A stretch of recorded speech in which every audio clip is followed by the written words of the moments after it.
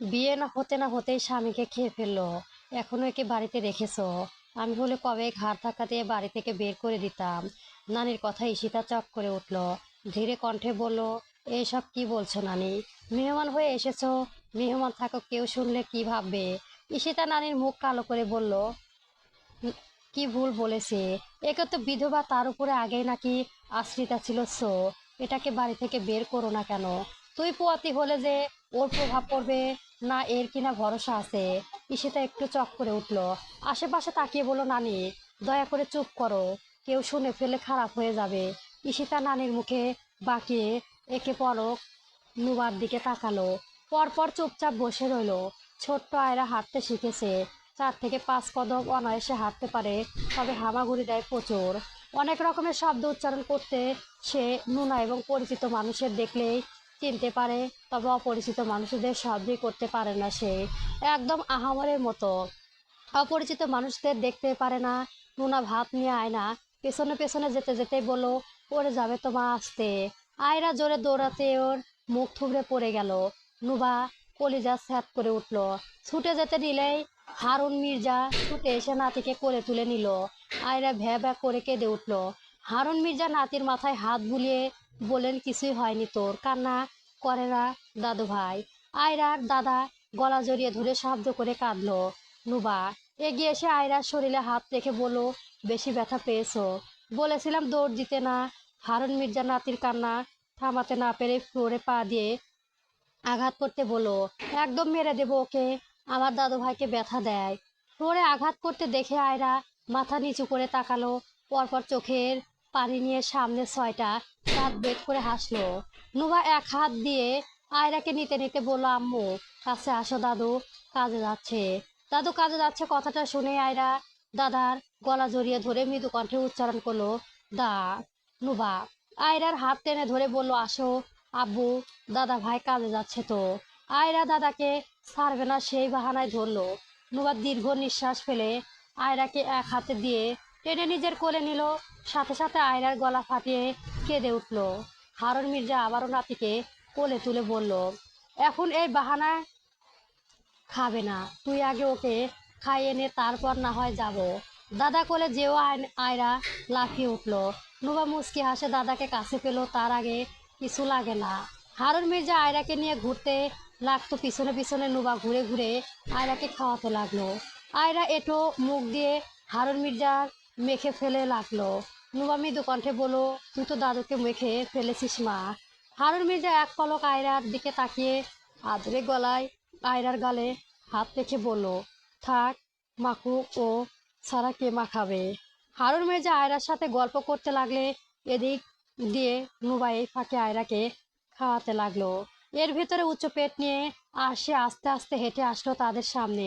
নুবা এক পলক আরশির দিকে তাকিয়ে বলল, কিছু লাগবে আপু? আরশি মাথা ঝুঁকিয়ে বলল, না কিছু লাগবে না। হারুন মির্জা হাতে টিস্যু নিয়ে আয়রার মুখে মুছে দিতে লাগলো। আর সে তা দেখে একটু হেসে বলল, আর কতদিন, আরো কয়দিন পর আপনার আদরের ভাগ বসাতে কেউ চলে আসবে, তখন কার কোলে উঠবে? হারুন মির্জার মেয়ের কথা হেসে আয়রার দিকে তাকে আদরে কণ্ঠে বলল, ফুপিকে বলে দেও যে আয়রা আদরের ভাগ কেউ নিতে পারবে না, তাই না দাদু ভাই? বলে আয়রা গালে চুমু খেলো। আরিশ পিছন থেকে আমিরা বেগম বলে উঠলেন, তবে এটাও মনে রাখবেন, বড়দের মতো আদর কেউ পায় না। কথাটা বলতে বলতে আমিনা বেগমের বুকে ভারী হয়ে উঠল, তার বড় সন্তানই নেই, আসলে নেই। আরশির মুখ বাঁকিয়ে বলল, হ্যাঁ হ্যাঁ, দেখা যাবে। আমারটাকে বলে দেব তাদের সবসময় নানা নানের কাঁধে উঠে বসে থাকে, দেখব কি করে আদর না করে। নুবা আয়রার মুখে ভাব দিয়ে বলল, আগে সুস্থ সবল আসুক, তারপর আদর খাবে। এতদিনে আমার আরো সবাই আদর খাবে, এমনকি তার কুকুরও। পরপর কিছু কথা দিয়ে হাসি রোল পড়ে গেল। আমিরা বেগম এসে আয়রাকে কোলে নিয়ে হারুন মির্জাকে বলল, আপনি যে শার্ট পাল্টে আসেন, আমি ওকে দেখছি। হারুন মির্জা মুচকি এসে নাতনির কপালে চুমু দিয়ে চলে গেল। আমিরা বেগম আরশির দিকে তাকিয়ে বলল, কোনো সমস্যা হলে আমাকে বলবি, এখন কিন্তু শেষ সময়, যাতে ডক্টর ডেট দিক না কেন। আচ্ছা বলবো আম্মু, তবে টেনশন করো না। নুবা আয়রাকে খাওয়ানো শেষ করে তার মুখ আর এটো হাত মুছিয়ে দিতে দিতেই বলল, রিহান ভাই কবে আসবে? রশি আস্তে করে সোফায় বসে পেট উপর হাত রেখে বলল, আজকালের ভেতরে চলে আসবে। তারপর একদম ডেলিভারির পর আমাকে সাথে করে নিয়ে যাবে। নুবা মুচকি হেসে বলল, তাহলে তো ভালোই। আমিনা বেগম নাতনিকে নিয়ে ঈশিতা আর তার নাতির দিকে এগিয়ে যেয়ে বলল, ঈশিতা, উনার এখানে কোনো সমস্যা হচ্ছে না তো? ঈশিতা মাথা ঝুঁকিয়ে বলল, না না আম্মু। নানি তো আরো প্রশংসায় পঞ্চমুখ। বলেই তার নানির দিকে তাকিয়ে জোরপূর্বক হাসলো। আধ ঘন্টা খানিক কাটতেই নুবার হাতে কাজ শেষ। আমিনা বেগমের দিকে এগিয়ে এসে বলল, দেড়টা প্রায় বেজেই গেছে চাচি আম্মু, ওকে গোসলটা করিয়ে দি, দেরি করলে ঠান্ডা লেগে যাবে। আমিনা বেগম মাথা ঝুঁকিয়ে বলল, হ্যাঁ যা, গোসল করিয়ে নিয়ে আসিস, ঘুম পাড়িয়ে দেবো। নুবা মাথা ঝুঁকিয়ে আয়রাকে কোলে নিয়ে এগিয়ে এলো। ঈশিতা দাদির মুখ কালো করে নিল, যা খেয়াল করলো আমিনা বেগম, তবে কিছুই বলল না, কারণ সে কারণটা জানে। কেটে গেছে 6 থেকে 700 মাস প্রায়। আর সে 1 সপ্তাহ পর ডেলিভারির ডেট হওয়া হয়েছে। অবশ্য সিজার, তবে আরশির নর্মাল ডেলিভারির আশা করেছিল। আশা আয়রার বড় হয়েছে, টুকটাক করে হাঁটতে পারে, কথা বলে। প্রথম দিক দিয়ে নুবা প্রায় অর্ধেক পাগল গিয়েছিল। ফলস্বরূপ তাকে কয়েকদিন হসপিটালে ভর্তি রাখা হয়েছিল। অতঃপর আস্তে আস্তে সব ঠিক হয়ে গেছে। সবাই ঠিকই বলে, কারোর জন্য পৃথিবী থেমে থাকে না। আব্রাহাম চলে যাওয়ার পর প্রথম প্রথম যে মির্জা বাড়ির প্রতিটি দেওয়াল শোকের ভারী হয়ে উঠেছিল। দিনের পর দিন কান্নায় দীর্ঘ বাড়িতে আবার কাজের শব্দ শোনা যায়। হাসির অভ্যাসও ফিরে আসে। শুধু একজনের জীবনের সময় যেন থেমে রয়ে যায়, তবে কেউ থেমে থাকার জন্য নয়। তো সবকিছু স্বাভাবিক থাকলেও কারো মন এখনো রক্তক্ষরণ হয়। সারাদিন ভালো কাটে, তবে যখন সে নীরবে যায় তখনই নুবার হৃদয়ে আব্রাহিমের অনুপস্থিত প্রতিটি মুহূর্তে নতুন করে রক্তক্ষরণ ঘটে থাকে। তেমন আর আব্রাহামের মা বাবা বোন ভাই সবাই তাকে মনে করে, তবে নুবা হানুবার বুকে রক্তক্ষরণ হয়। যখনই অতীতের কথা মনে পড়ে তখনই নুবার চোখ ঝেড়ে অঝরে পানি পড়ে। সবার সামনে নুবা নিজেকে স্বাভাবিক রাখার আপ্রাণ চেষ্টা করে। ঠোঁটে ক্ষীণ হাসি ফুটিয়ে সবার সাথে কথা বলে, যেন তার জীবন কোনো অপূর্ণতা নেই। কিন্তু দিনের আলো নিভে কালো আধার নেমে এলে সেই মুখোশ আর ধরে রাখতে পারে না। নিঃশব্দে ঘরের এক কোণে বসে আব্রাহামের স্মৃতিগুলো বুকে জড়িয়ে ভেঙে পড়ে সে। বালিশ ভিজে যায় অশ্রুতে, বুকের ভেতর জমে থাকা আর্তনাদ কেউ শুনতে পায় না। পৃথিবী তাকে হাসতে দেখলেও প্রতিটি রাত নুবা একাই কাটায় আব্রাহামের শূন্যতার অসহনীয় যন্ত্রণা নিয়ে। মাঝে মাঝে আয়রাকে আঁকড়ে ধরে ফুপিয়ে ওঠে সে। কি করবে সে? উপায় তো নেই।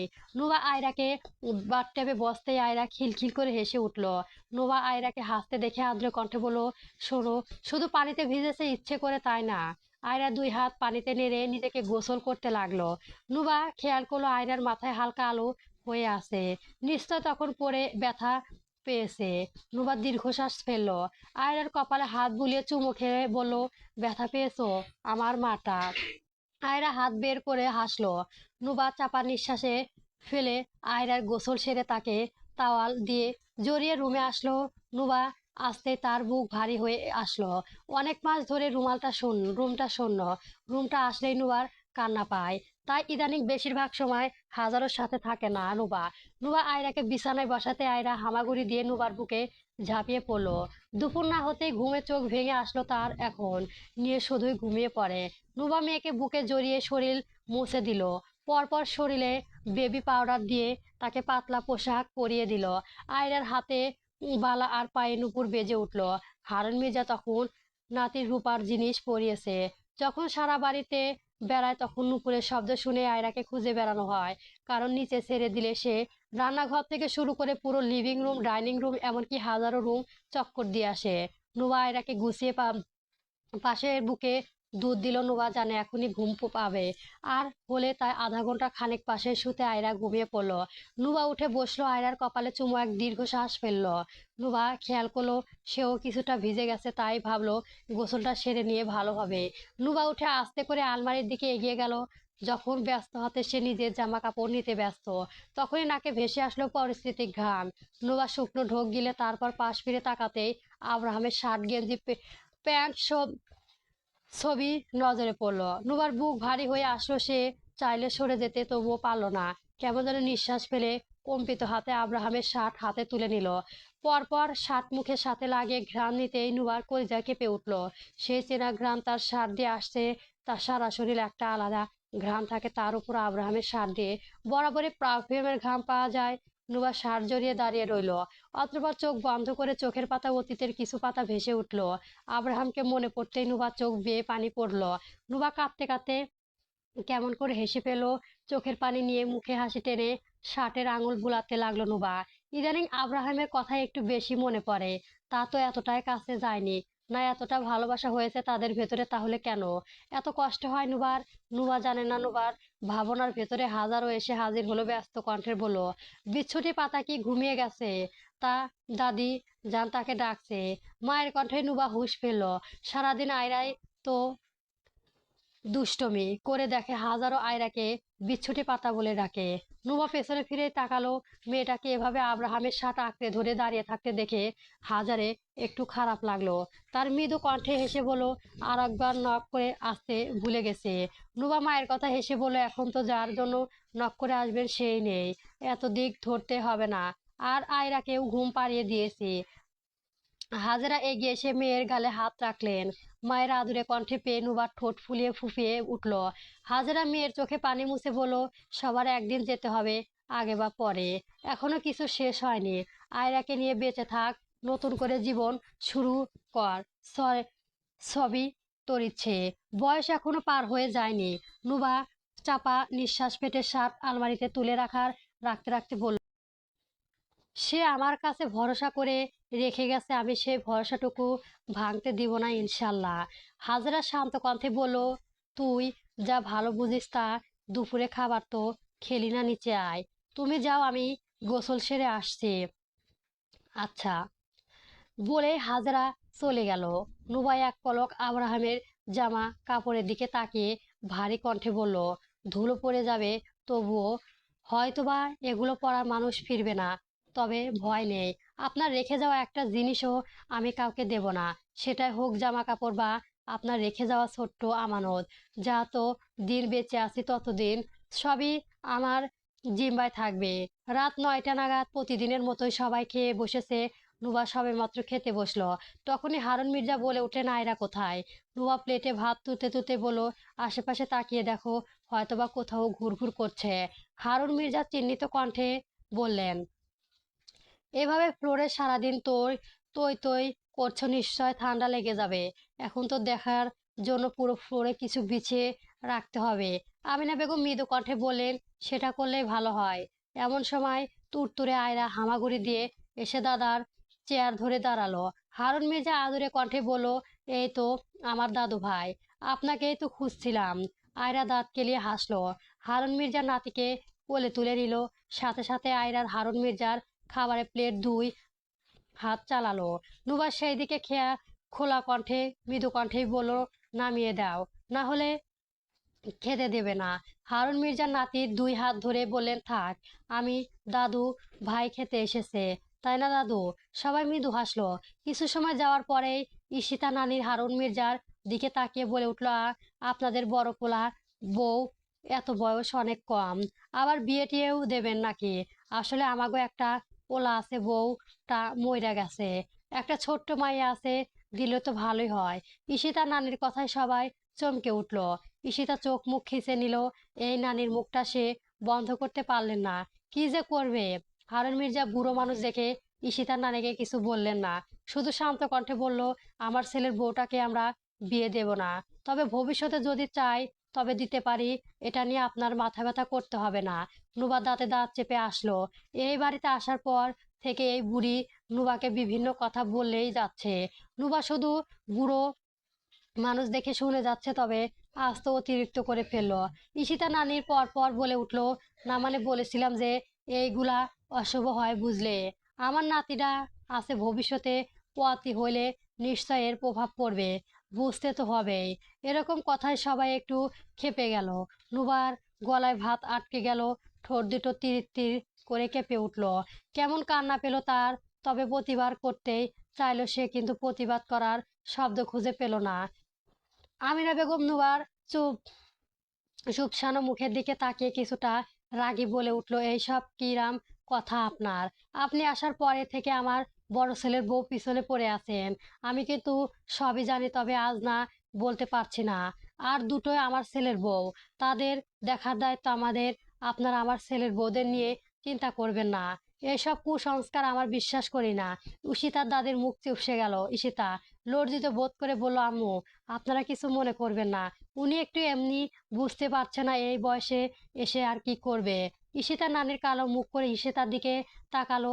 আরশির মুখ বাঁকিয়ে বলে উঠল, ভাবি তোমার নানির মুখে লাগাম টানতে বলিও না, না হলে আমাদের মুখে ছুলে লাগাম টানার সময় পাবে না।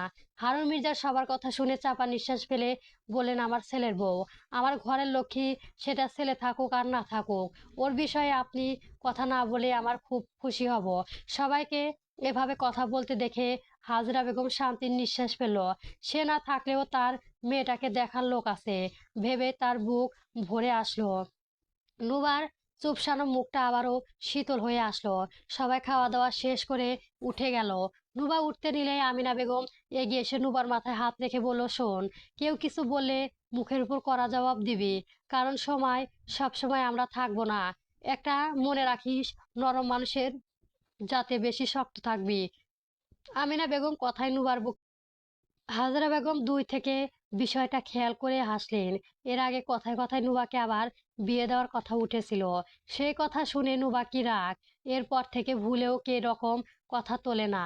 আজ তো হাজরা ভেবেছিল নুবা রেগে, তবে হয়তোবা সবাই কথা বলার নুবাই চুপ ছিল। আয়রাকে ঘুম পাড়িয়ে নুবা চোখ বন্ধ করতে চোখের সামনে আব্রাহাম ভেসে উঠল। মনে হলো পেছন থেকে এসে সে আগের মতোই জড়িয়ে ধরেছে। নুবা নড়ল না, যদি সেই অনুভূতি সরে যায়। তাই চুপচাপ এঁটে শুয়ে রইল। ঘুমের ভেতর হাসলো নুবা, চোখ বেয়ে পানি পড়লো। এইসব তার হয়ে গেছে এই রুমে, এই বাড়ি নামের পিছনে মির্জা লেগে, তবে যার জন্য এত কিছু হলো সেই নেই। ভাবলেও নুবার দম বন্ধ হয়ে আসে।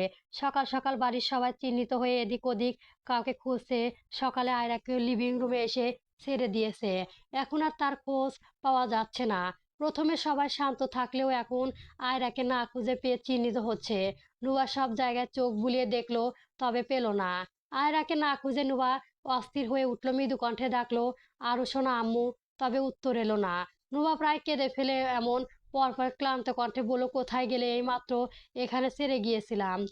রিহান আশেপাশে তাকিয়ে বলল, হুম, চিন্তা করো না, আশেপাশেই আছে।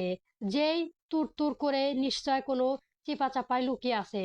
তখনই উপর থেকে হাজরা বলে উঠল, উপরে তো নেই। অবশ্য সিঁড়ি বয়ে আয়রার উপরে যেতে পারে না, তাও মাঝে মাঝে দুই এক সিঁড়ি উঠে যায়। তাই দেখে আসলে হাজরা তবে নেই। নুবা কপালে বিন্দু বিন্দু ঘাম জমলো। হঠাৎ করে কোথাও উধাও হয়ে গেল। বাপের মতো ফাঁকিবাজি নাকি, ভাবতেই নুবার বুকটা খস করে উঠলো। এবার উল্টা পাল্টা কিছু হলে নুবা মরে যাবে। আমিনা বেগম, হাজিরা আর সে সবাইকে চিন্তায় ফেলে দিল আয়রা। নুবা ধপ করে সোফায় বসে পড়লো। ক্লান্ত কণ্ঠে বলল, কোথায় গেল? ও যদি কিছু হয় তো? বাক্য শেষ হওয়ার আগে কান্না, ঘরে থেকে পানি শব্দ শোনা গেল, আর ফিসফিসে হাসি শব্দ দেওয়ালে বাড়ি খেলো। নুবা পিছলে চম্বকের উঠো সবার দিকে তাকিয়ে এলো। পরপর সবাই মুখ চাওয়াচই করে ছুটে গেল রান্নাঘরে।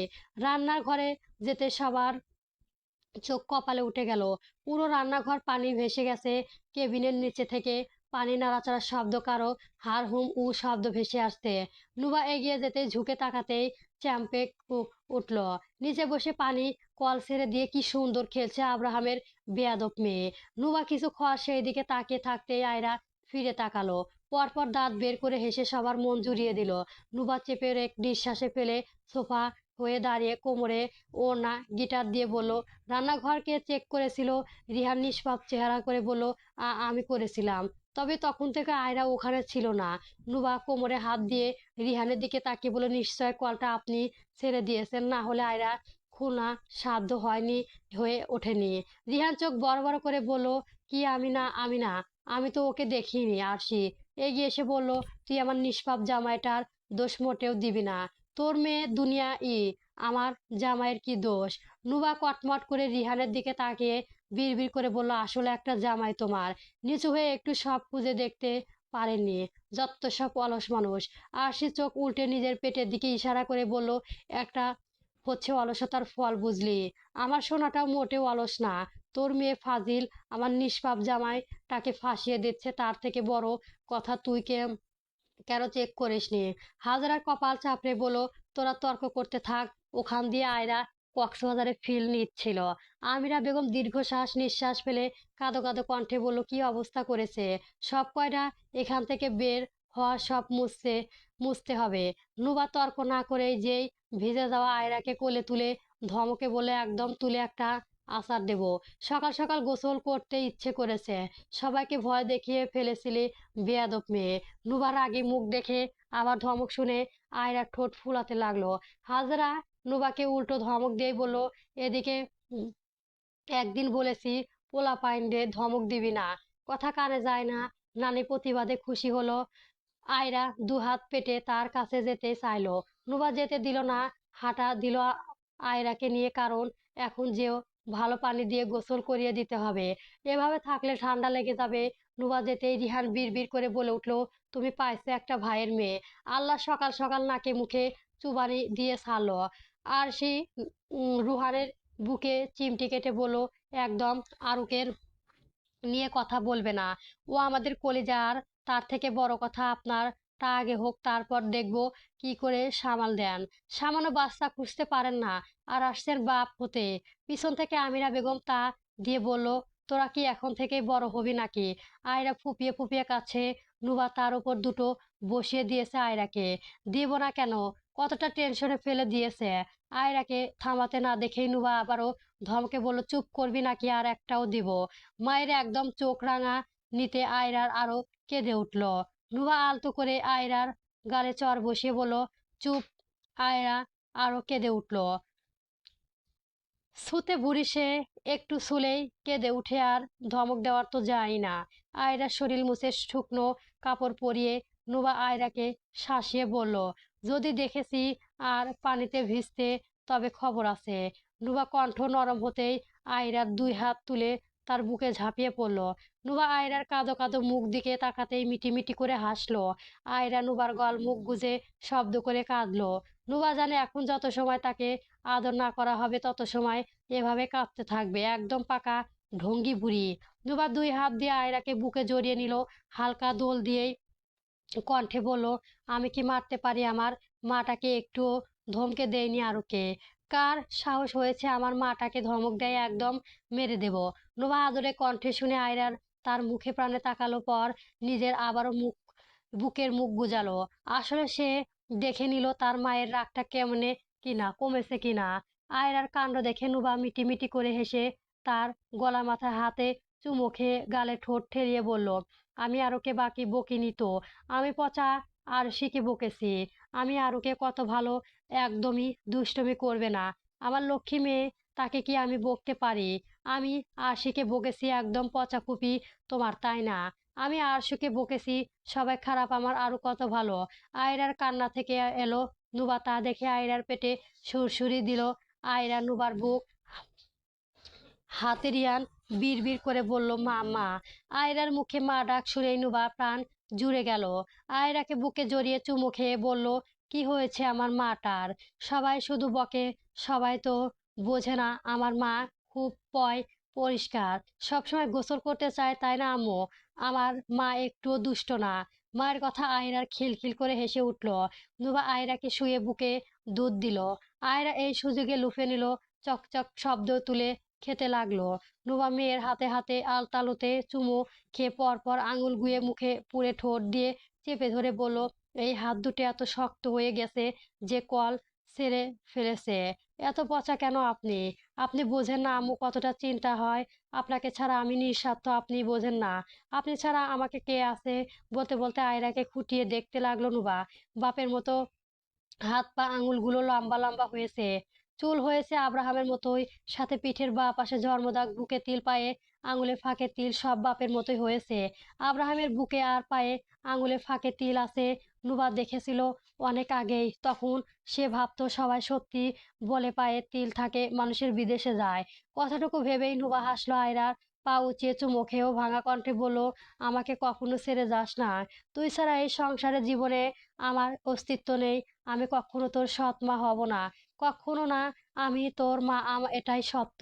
আমি তোর মা। নুবা অধিকার দেখালো, যদি আয়রার জন্মদাতা মা যদিও আসে না, তাও আয়রাকে সে দেবে না। আয়রা তার মেয়ে, তার সবকিছুই। নুবা এইসব ভাবতে ভাবতে কেঁদে ফেললো। তার কখনো দ্বিতীয় সন্তান আসবে না, কারণ সে দ্বিতীয়বার বিয়েই করবে না। আয়রা তার সব, তার সন্তান, তার অধিকারী দায়িত্ব। নুবা বিড়বিড় করে বলে উঠলো, এমন কথা তো ছিল না। যেখানে আমাকে সামনে নেওয়ার কথা ছিল সেখানে আমাকে দেখার মতো কেউ নেই। হ্যাঁ, সবাই আছে, তবে আপনি কেন নেই? বিয়ের পর একটা মেয়ের জন্য তার স্বামী সব। তাহলে আপনাকে কেন এত তাড়াতাড়ি নিয়ে যাওয়া হলো?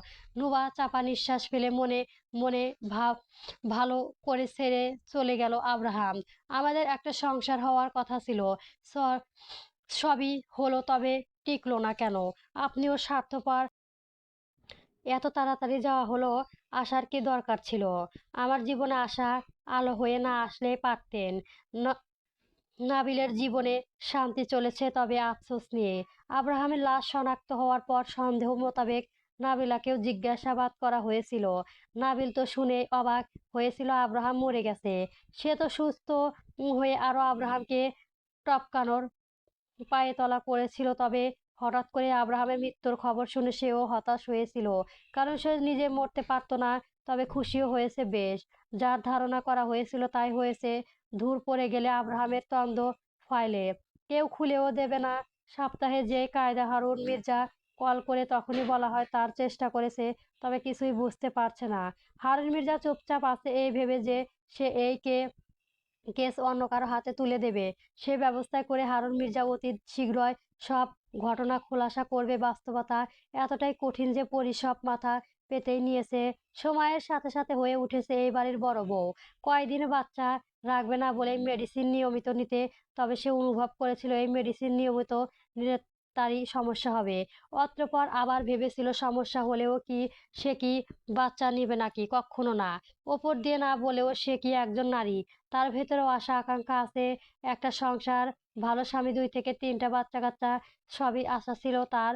তবে নাবিল সব ভেঙে দিয়েছে। অবশ্য সবার পরীকে বুঝতে পারে সব মেনে নেওয়া। পরী সব বুঝেও নিশ্চুপ সে। এখনো দ্বিধাদ্বন্দ্বে ভুগছে, বাচ্চা রাখবে কিনা রাখবে না।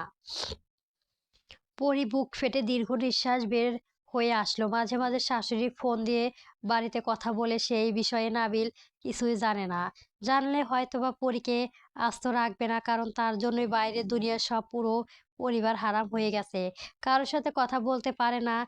ভাবনা চিন্তা করে পরি বারান্দায় উঠে উঠে দাঁড়ালো। সন্ধ্যা হয়ে এসেছে, এখনই নাবিলে বাড়িতে ফিরবে। অবশ্য তার বাড়ি ফেরার সঠিক সময় নেই, যখন ইচ্ছে তখন ফেরে, কখন আবার ফেরেও না। সেই দিন না ফিরে সেই দিন পরী থেকে খুশি আর কেউ হয় না। নাবিল বাড়িতে না থাকার পরই শান্তি পায়। বারান্দা থেকে আস্তে আস্তে নজরে পড়লো নাবিলে এসেই বসেছে বিছানায়। পরী ফিরে তাকালো না, চুপচাপ দেওয়ালে হেলান দিয়ে বাড়িয়ে রইলো। নাবিল পরীর দিকে তাকিয়ে কর্কশ কণ্ঠে বলল, ঠেডা মতো দাঁড়িয়ে আছিস কেন? এক গ্লাস পানিও তো সারতে পারিস নাকি? পরী এক পলক নাবিলের দিকে তাকিয়ে মুখ সামলে না পেরে বলল, এসেছে তো কাউকে ধর্ষণ না হয় খুন করে। আপনার কি মনে হয় এরকম মানুষের পরিসাদা সোয়াবের কাজ? বলতে বলতে বোতল থেকে পানি ঢেলে বিছানায় নিয়ে যেও রাখলো। নাবিল তেতে উঠে বলল, মগ নিয়ে পরী দিকে পানি ছুঁড়ে মেরে বলল, খানিকটা বাচ্চা। কথা তো বলিস না, যখন বলিস মুখ দিয়ে বিষ ছাড়া বের হয় না। আর কয়বার বলবো ঠান্ডা পানি দিবি আর হাতে আয়না দিবি? বুঝছস না তোমার? পরিচমকে উঠল না, বরং ঠান্ডা পানি আনতে গিয়েও যেতে লাগলো। কারণ কথায় বলে লাভ নেই, মাঝে মাঝে মুখ ফসকে বের হয়ে যায়। তেজ দেখাইলে এরদমই জমিনের পুইতা রাখমো। পরীর উত্তর দিল না, ঠান্ডা পানি আনতে চলে গেল। কিছু সময় পর পরী এনে নাবিলের হাতে দিল। নাবিল আর কিছু বলল না, চুপচাপ পানি খেয়ে নিল। নাবিল উঠে দাঁড়িয়ে বলল, লুঙ্গিটা দে, গোসল কইরা আইছি, শরীর পিট পিট করে চুলকাইতেছে। পরী ধীরে পায়ে যেই লুঙ্গি বের করতে লাগলো। নাবিল বাড়িতে থাকায় এগুলো পরে এত অবশ্য পরী কোনো যায় আসে না, যা ইচ্ছে তাই করুক, তার কি? নাবিল লুঙ্গি আর তোয়ালা নিয়ে গোসল করতে ঢুকে গেল।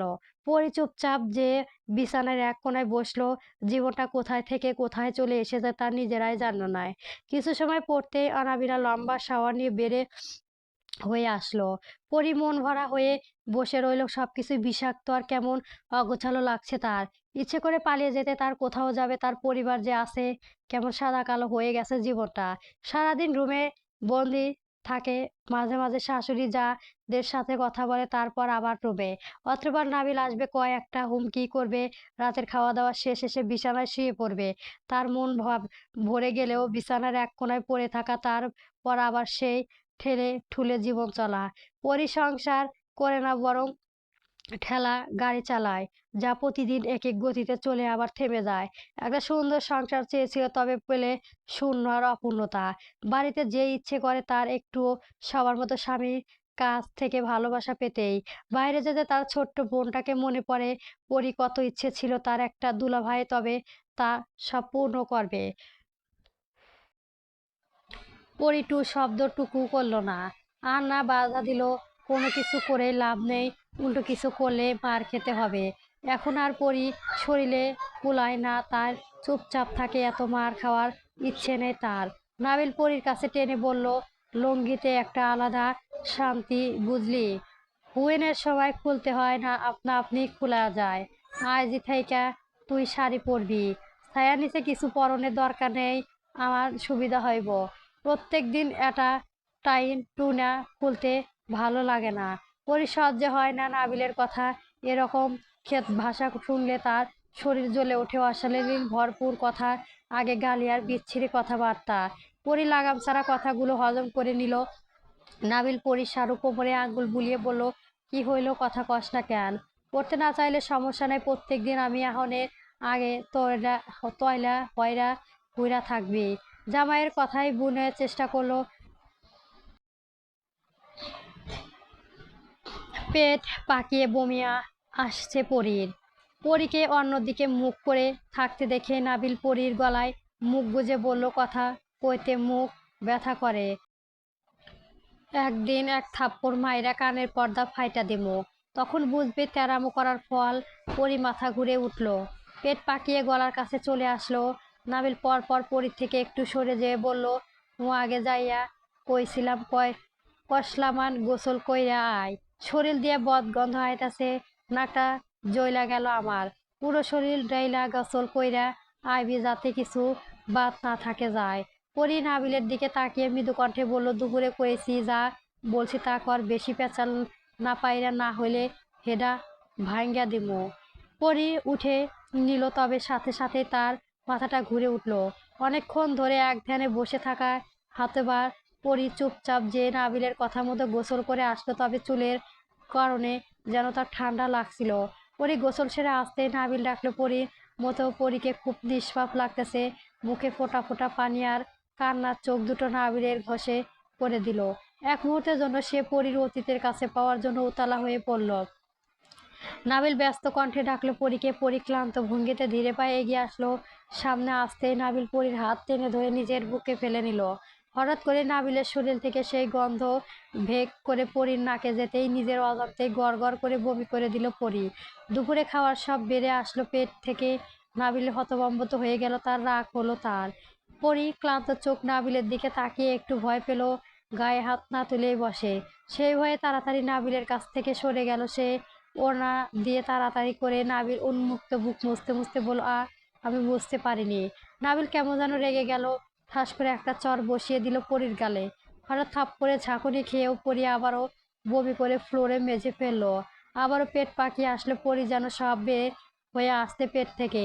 পরী কেমন কাঁপতে লাগলো, ইদানিং বমি পায় তার, তবে আজ প্রথমবার বমি হলো। পরী নিজেরই কেমন ঘৃণা লাগলো।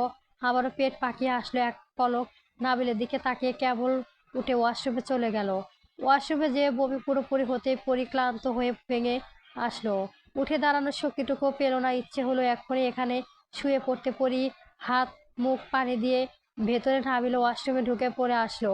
সে এসেই পরির ভেতরে চুলে মুঠি ধরতে ধরতে দাঁতে দাঁত চেপে বলল, ফানুক বাচ্চা, কি করলি এইটা? এইমাত্র গোসল সারছি, আমারে দেখা গা গুলিয়ে আসতে, তাই না? এত বমি পাইয়া যায়। পরি কোনো রকম ঝামেলা করতে চাইল না, তাই হাত করে পানি নিয়ে নাবিলের বুকে দুই হাত দিয়ে মুছে দিতে দিতে বলল, আমি ইচ্ছে করে করিনি। পরি আর কিছু বলার আগে নাবিল কষিয়ে থাপ্পড় মারল পরীকে। পরি ভেজা আর বমি মাখা ওয়াশরুমে ফ্লোরে যেয়ে পড়লো। পরি নিচু হয়ে পরির ঘাড় চেপে ধরলো, বলল, নাটক চুদা, আমার লাইগে গলা টিপ্পাইরা মাইরা ফালামু একদম। ব্যাটার পরি কাঁদিয়ে উঠে বলল, ছাড়ো না, আগছে লাগুক, অনেকদিন ধইরা মার খাস, গুতা খাস না তো, তাই তেজ বাইরা গেছে, যা ইচ্ছে তাই করতাছোস। বলে পরি ঘাড় ধরে দিল একবারই। ফ্লোরের সাথে বাড়ি খাওয়ার সাথে সাথে পরি জ্ঞান হারালো। বমি করার পর মানুষের এমনিতেই ক্লান্ত লাগে, তার উপর এরকম চর থাপ্পড় অত্যাচার আর নিতে পারল না। নাবিল পরীকে চুলের মুঠি ধরে টেনে উঠল, তবে খেয়াল করলো পরী জ্ঞান হারিয়েছে। একটু অবাক হলো নাবিল, এটা বাড়ি খেয়েও আঙ্গ হয়ে গেল নাকি সরি নাটক, তবে সত্যি সত্যি জ্ঞান হারিয়েছে। নুবা আয়নার দিকে তাকিয়ে আদুরে কণ্ঠে নুবা ভাগ করে আস্তে আস্তে বলল, আর একটু। আয়রা দাঁত বের করে ভাত মুখে নিল। নুবা একটু হাসলো। ধমক দিয়ে কথা শুনে না, বরং উল্টো কাজ করে, কান্না করে তবে আদর করে, বুঝলে আবার ঠিক বোঝে। নুবা এক হাতে প্লেটে আয়রা মন ভোলা হয়ে খেতে লাগলো। 2 থেকে 3 লোকমা খেতেই আয়রা বাহানা ধরলো খাবে না। নুবা বুঝতে পেরে করিডোরের দিকে ইশারা করে ফেললো, ওই দেখো ভাও আসছে, না খেয়ে তোমাকে ধরে নিয়ে যাবে। আয়রা ভীত করে মায়ের দিকে তাকিয়ে তার গলা জড়িয়ে ধরলো। নুবা মিটমিট করে হাসলো, তারপর আয়রার মুখে খাবার দিল। এর ভেতরে আরাফ নেমে আসলো নিচে। আরাফকে দেখে না অনেক মাস, রাতে খাবার টেবিলে দেখা হলেও কখনো নুবা ফিরে তাকায় না। আরাফও তবে ফাঁকা জায়গায় নুবাকে একা পেয়ে খোঁচায় কিনা মারবে আরাফ। আরাফের দেখে নুবা মেয়েটাকে নিয়ে সরে যেতে চাইলো। আরাফ ঠোঁট হেনিয়ে হাসলো। নুবা তাকাতেও চায় না আরাফের দিকে, কারণ দুই ভাইয়ের চেহারা মিল আছে। আরাফের দেখলাই নুবা হারেমের কথা মনে পড়ে। আর এরকম একটা খারাপ মানুষের মুখের দিকে তাকিয়ে একজন ভালো মানুষের চেহারা মনে করাও পাপছে। যাই তো হোক, নুবার কাছে তার স্বামী কোটিতে একটা। নুবাকে সরে যেতে দেখে আরাফ বলে উঠল, ইস, বেচারি বিয়ে হতে না হতেই বিধবা হয়ে গেল। আসলে তুই একটা অশুভ মানুষ, না হলে তার কপালে যায় তাকেই খেয়েও ফেলিস, আমার ভাইটাকেও গিলে ফেলিছে। নুবা সরে যেতে চাইলেও আবারও আরাফের দিকে ফিরে তাকে কঠিন কণ্ঠে বলল, তোর মতো বেঈমানকে খেতে পারিনি, এর আফসোস হচ্ছে। তুই মরলে আমার থেকে খুশি কেউ হতো না। আরাফ শব্দ করে হেসে বলল, শকুনের দোয়ায় কি গরু মরে? তা যাই হোক, তুই যে একটা অলক্ষী মেয়ে তা প্রমাণ হলো। আমার নিষ্পাপ ভাইটাকে খেয়েও ফেললি। তোর ভাগ্য ভালো তুই এখন এই বাড়িতে আসিস। এখন আবার বেশি আহামদের বাচ্চার মতো খেয়ে ফেলিস না। নুরা বুকটা ছ্যাঁত করে উঠল, চোখ দুটো ছলছল করে উঠল তার। তাও কেমন ভাঙা শব্দ করে কঠিন কণ্ঠে বলল, তুই তো চকটায় তেল দে, আমার মেয়েটা আমি দেখে নেব, যত সব ফালতু আমসের। আরাপ ঠোঁট বাঁকিয়ে বলল, ইস, তার মেয়ে? তোর মেয়ে কবে থেকে হলো? যখন বড় হয়ে যাবে তুই ওর সৎ মা, তখন দেখবি কি তাণ্ডবটাই না করে। দেখা হলে ঘাড় ধাক্কা দিয়ে বাড়ি থেকে বের করে দিল। বলে আরাপ হাসতে হাসতে চলে গেল। নুবাকে এতদিন পর কথা শুনতে পেরে আরাপের ভালোই লাগছে। এদিকে নুবার বুকটা হু হু করে কেটে উঠলো। আসলে কি সে অলক্ষী? তার কারণ কি এইসব হলো ভাবতেই নুয়ার বুক ভারী হয়ে আসলো। রাগে দুঃখে ফুঁসতে ফুঁসতে বলল, আল্লাহ, তোকে ছেড়ে দেব না বলেই তুই আমার সাথে যা করেছিস, অন্তিমে হলেও তুই তোর কর্মের ফল পাবি। আরাপের দুটো কথা শুনে অনুবাদ শান্তি পেল, তবে কোথাও না কোথাও তার বুকটা ভেঙে আসতে শুরু করলো। আসলে যদি আরাপের কথা সত্যি হবে, তবে সে কি করবে?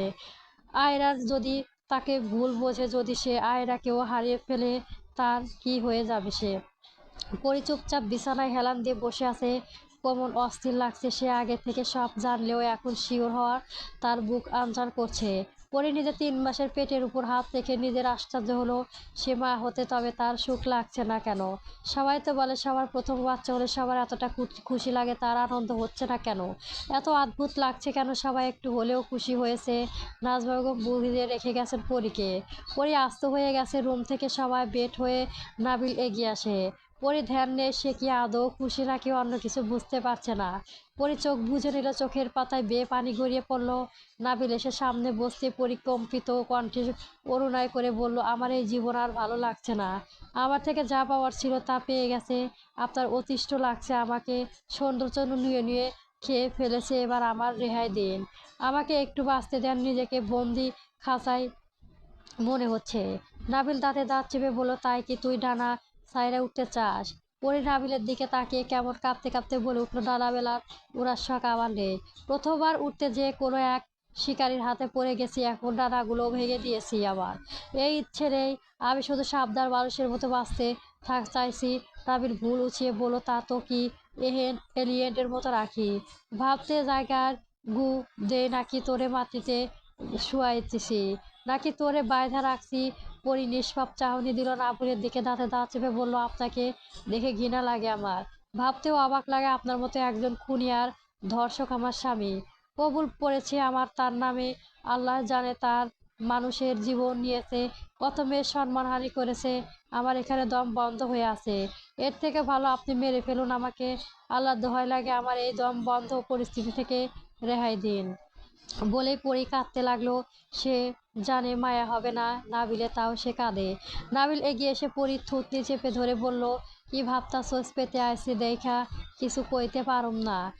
জাবান বেশি চইলে তার না, টাইনা সিরাহানু মারার পরেও তোরে হেনে থাকতে হইব, আমাগোর অবস্থানে তোরে কবর দেওয়া হইব, বুঝলি তুই?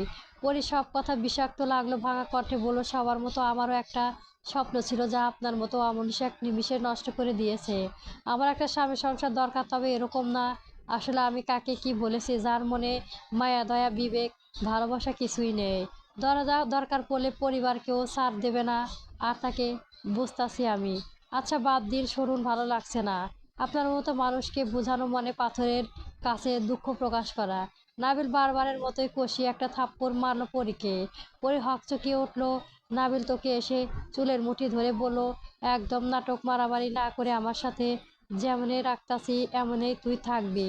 থাকতে বাধ্য, এই কথাটা যাতে দ্বিতীয়বার কইতে না হয় মনে রাখ।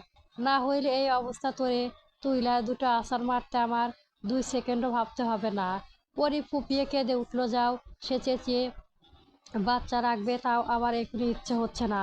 বাচ্চার প্রতি ঘৃণা চলে আসে তার উপর বসে, রাগী কণ্ঠে নাবিলের চোখের দিকে তাকিয়ে বলল, আমি রাখবো না আপনার এই পাপ। আমার পেটে যা জায়গা পাবে না আপনার ওই চাহিদার ললিতা হওয়া ভ্রূণ। ঘৃণা লাগছে আমার, সেই দিনে উনুনায় করেছিলাম, সেই দিন মেরে ফেলার উচিত ছিল। আপনাদের জানতে দেওয়া উচিত হয়নি। নাবিল কটমট করে তাকালো পরীর দিকে, পরপর শব্দ করে হাসলো সে। শান্ত কণ্ঠে বলল, তোর যা ইচ্ছে তাই কর। এমনিতেও এই বাচ্চার প্রতি আমার কোনো রকম আগ্রহ নাই। এই বাচ্চা থাকলে আরও তোর লেগা হুইয়ে আমার সমস্যা হইব। এখন হুইতে পারুম না, শেষের দিকে যাইয়া পারুম না, 5 থেকে 6 মাস এমনই চলে যাইব। এর থেকে ভালো নষ্ট কইরা ফেল, আমার এই বাচ্চা নেওয়ানোর কোনো ইচ্ছাই নাই। পরি মুখটা কেমন মলিন হয়ে আসলো, পরপর কেমন রাগে কণ্ঠে বলল, থাকবে কিভাবে? অমানুষ কখনো মানুষ হয়? পরির কথায় নাবিল মনে মনে হাসলো। মুখ দেখে বোঝা যাচ্ছে বাচ্চাটা সে রাখতে চায়। নাবিলে জানে সে বাচ্চার প্রতি যতটা আগ্রহ দেখাবে পরি ততই তাকে শিক্ষা দেওয়ার জন্য বাচ্চার ক্ষতি করতে চাইবে। আর এত নাটক নাবিল করতে পারবে না। নাবিল নিশ্চিত সে যদি আগ্রহ দেখায় তবে পরি নষ্ট করবে না। তবে নাবিলের কথায় নাবিলের উপরে ভারী পড়লো। পরি ততক্ষণে উঠে যেন ড্রায়ার থেকে ওষুধ বের করে নিল। যতগুলো পাতা ছিল ওষুধের সবগুলো ফুলে নিতে লাগলো। সব খাবে সে, বাচ্চার সাথে সাথে সেও মরবে। তাহলে তো শান্তি পাবে। নাবিল পরি প্রকৃত ধরতে পেরেও কেমন হতভম্ব হয়ে গেল। এই মেয়ে তো দেখি তার থেকেও 2 কদম এগিয়ে। পরি যেই না পরির মুখে দিয়ে ওষুধ মুখে দিতে নাবিল তখনই এসে আবারও কষিয়ে একটা থাপ্পড় মেরে দিল। হাত থেকে পানির বোতল আর ওষুধ পড়ে গেল। পরি পিষে কেঁপে উঠলো। নাবিল রেগে আর একটা থাপ্পড় মেরে চেঁচিয়ে উঠে বলল, নাটক চুদা, আমারে লাইগা আমার বাচ্চার লাইগা প্রথম থেকে ওষুধ খাস না কেন? পেটের ভিতরে একটা ভইরা নিয়া বাদ তোরে সবাইকে জানাইয়া এখন নাটক করস? একদম 2 পা ধইরা ফাড়াইয়া হারুম খা বাচ্চা। পরির ফুপিয়ে কেঁদে উঠে চেঁচিয়ে বলে, আপনার কি সমস্যা? আপনি তো বলেন এই বাচ্চা আমারও কোনো দরকার নেই। লাগবে না এই পাপের ফল। রাখবো না, আমি কিছুতেই রাখবো না। নাবিল পরির গালে চেপে ধরে দাঁতে দাঁত পিষে বলল, নাটক কম মাইরা আমার লেগা যেমন নিজের ঢুকাইছস তেমন এখন ভোগ কর। বাচ্চা কিছু হলেই তোর বেনাই আছে না ছাড়ো, ওইটারে ফায়রা ফালামু। পরি তোরে তেতে উঠেই বলল, আমি ঢুকাইয়াছি নাকি আপনি? আমার একা বাচ্চা নেওয়ার সাধ্য আছে, যেমনে হোক আইছে তো। বাচ্চা কিছু হইলে তোরে খাইয়া হালামু। চুপচাপ যাইয়া হুইয়া থাক। তোর কপাল ভালো, বাচ্চা লাইগা তোর ছাই পাইতাছস না। না হলে যেমনি ঢুকাইছি তেমনি গুতা দিয়া বাইর করিয়া আনতাম। চুপচাপ যাইয়া নাবিল একটু থেমেই বলল, এই প্রথম মাস স্যার, তোর মায়ের যেমনে কইরা এহেনে চলবি। বাচ্চা যাইতে ঠিক থাকে কথা হুলাইনের সামনে মাসে তোরে 72 দিয়ে আরমো। সপ্তাহখানেক থাইকা আসবি। নাবিলের কথায় পরি চমকে উঠে তার দিকে তাকালো। অবশেষে কণ্ঠে বলে, সত্যি সত্যি দিবেন? হ্যাঁ, তোর আগে আমার কথা শুনতে হইব। যদি ঠিক মতো একটা পোলা জন্ম দিতে পারতোস, তাই তোরে অনেক ছাড় দেব। পরি বুকটা কেমন চুপসে গেল। ছেলে লাগবে কথাটা মোটেও ভালো লাগলো না তার। মৃদু কণ্ঠে বলল, যদি বিয়ে হয়।